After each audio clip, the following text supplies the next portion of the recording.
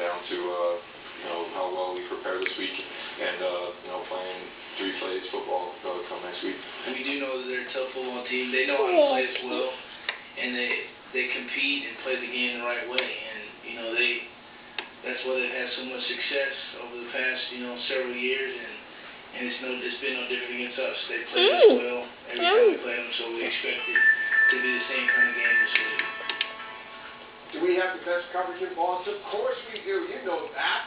Pre-game live presented by Paul TV Sunday at 4:30. After the ball game, watch post-game live presented by Twin River Casino. It's going to be right here on NECN.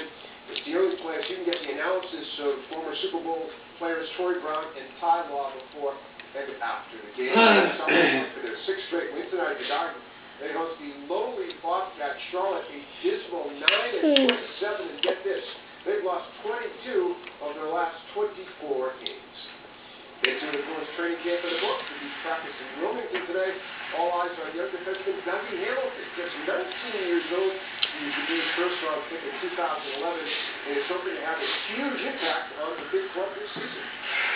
I still don't really feel like I have a spot on the team. I have to earn it, and I still got to play well and earn it. So it's not really something you can really relax about. I got to go out there and play my best and try to be able to, I guess, be an NHLer.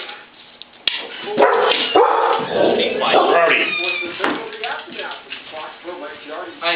Is on hand. We'll head to the Garden to see the Celtics and Bobcats.